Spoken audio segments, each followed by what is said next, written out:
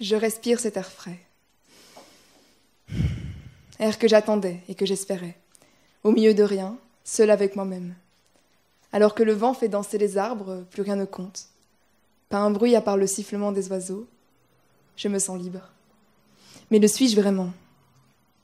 Messieurs, dames les jurés, cher public, bonsoir. J'ai choisi d'être ici. Rien ni personne ne m'a forcé à quoi que ce soit. Et pourtant, cette question me taraude. Suis-je libre?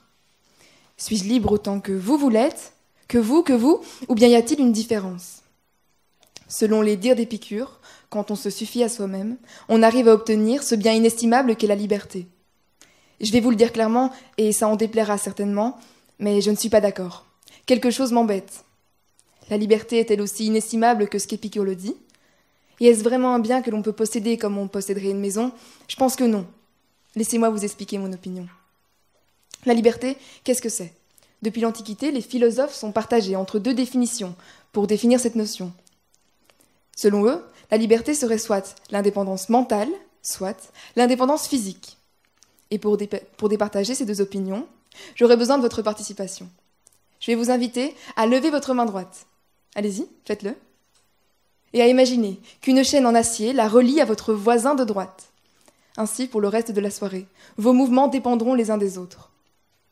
À présent, levez votre main gauche et imaginez qu'une chaîne, cette fois-ci invisible, vous relie à votre voisin de gauche. C'est une chaîne émotionnelle. Ainsi, pour le reste de la soirée, vous n'aurez jamais votre propre avis sur quoi que ce soit. Vos pensées seront constamment influencées. Alors regardez-vous, complètement dépendants les uns des autres, à la fois physiquement et mentalement. Et si maintenant, je vous annonçais que j'ai la possibilité de vous libérer de l'une de ces deux chaînes, laquelle choisissez-vous? L'indépendance mentale ou physique? Cette question, Aristote, Socrate et de nombreux philosophes se la sont posée avant moi, d'une manière moins ludique. Et ma réponse est qu'il n'y en a pas. Que si la liberté devait s'acquérir, ce serait à la fois avec une indépendance physique et mentale. Mais alors, je suis désolée de vous le dire, nous ne serons jamais libres. Car aucune des deux ne peut être vraiment possédée. Laissez-moi vous expliquer. Pour l'indépendance mentale, je peux vous affirmer que nous sommes tous influencés par les autres. Nous ne pourrons jamais être indépendants mentalement. Que ça soit... Demandez donc à la personne la plus arrogante sur Terre, et elle vous répondra qu'elle n'agit jamais selon les autres, mais c'est faux. Et ce n'est pas de sa faute, ni de la vôtre, mais que ça soit par des publicités, par notre entourage ou ceux que nous croisons dans la rue. D'une manière inconsciente, leur attitude, leurs propos vont influencer nos pensées. Nous serons constamment influencés. Et maintenant, concernant l'indépendance physique, je peux aussi vous affirmer que nous ne pourrons jamais être indépendants. Prenons l'exemple de nous, adolescents. On ne peut se déplacer librement à cause de nos parents, car ce sont eux qui fixent nos règles. Mais je pense aussi que c'est grâce à ces règles, à ce cadre imposé, que je suis tel que je suis. Peut-être pas à 100% libre, mais au moins, je suis. Et ce serait ainsi pour chacune de nos relations, que ça soit amicale, amoureuse ou familiale. Il n'est que question de priorité. Notre liberté ne dépendra que de... Pardon, excusez-moi. Il y aura toujours un minimum de liberté à sacrifier. Mais bon, imaginons tout de même. Notre majorité atteinte, aucune relation et donc aucune contrainte. On pourrait penser être plus libre, mais il n'en est rien. J'agirai, nous agirons toujours en fonction de certaines lois, de normes. Certains vous diront, la liberté c'est l'absence de règles. Mais alors n'est-ce pas l'anarchie? Il faut l'accepter. Notre liberté de mouvement ne pourra jamais être totale si l'on veut que l'ordre règne. Et il ne dépend que de nous d'équilibrer notre liberté entre droit et loi. Non, écoutez, je peux pas. Enfin, vous voyez bien qu'il y a quelque chose qui va pas. C'est pas moi, ça. Ces beaux discours, ces mots compliqués, ces phrases structurées, ces pensées trop poussées, ces exemples imagés, ces rires forcés, non. Ceux qui étaient là lors de mon dernier passage le savent. Moi, je suis pas ça. Moi, je suis cette enfant tempête qui parle plus vite qu'elle ne le pense et qui aime l'authenticité autant que la simplicité. Mais comme je vous le disais, ce soir, je me suis auto-enchaînée par cette chaîne à ma main gauche, celle des normes de la société, celle des règles du tournoi.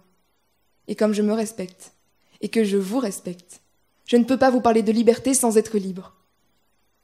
Alors n'oubliez pas ce dont je vous ai parlé depuis le début, car ce n'était que la version structurée de mes pensées. Mais si je m'étais écoutée, que je ne m'étais pas cachée derrière des belles paroles, voilà comment j'aurais commencé. Mesdames, Messieurs les jurés, cher public, bonsoir.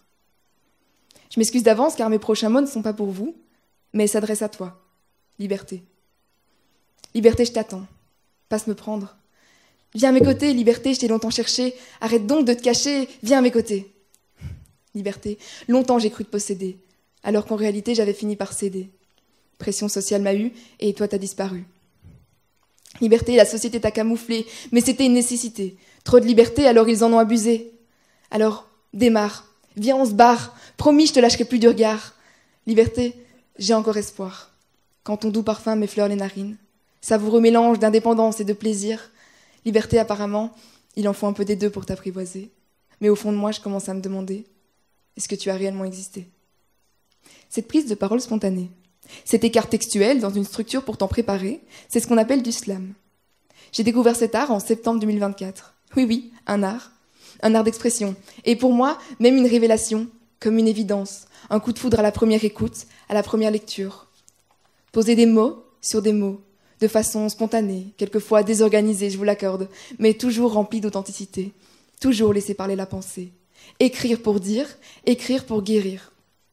Alors peut-être que mon slam n'est pas à la hauteur des plus grands orateurs comme Victor Hugo ou Clémenceau, mais peu importe, car c'est ça ma liberté. C'est m'exprimer.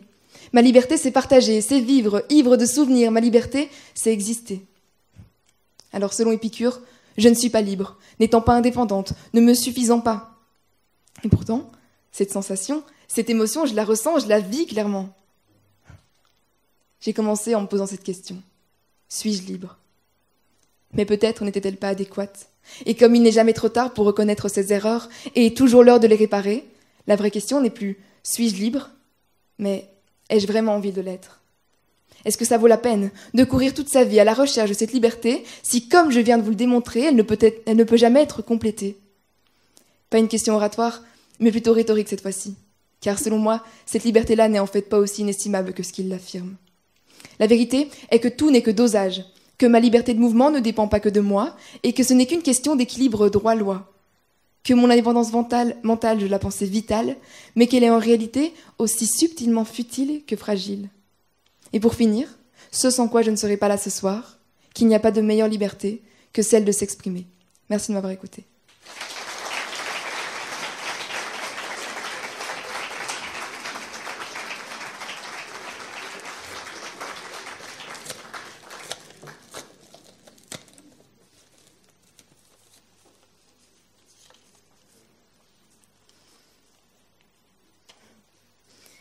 La vérité n'est pas toujours conforme à l'opinion de la majorité.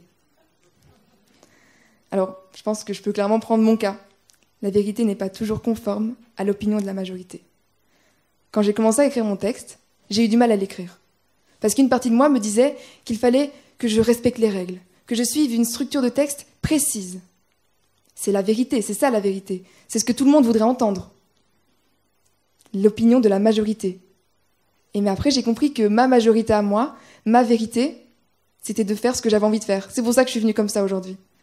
Donc oui, je pense que la vérité n'est pas toujours conforme à l'opinion de la majorité, car sinon, on ne serait pas libre d'être qui nous sommes. Merci.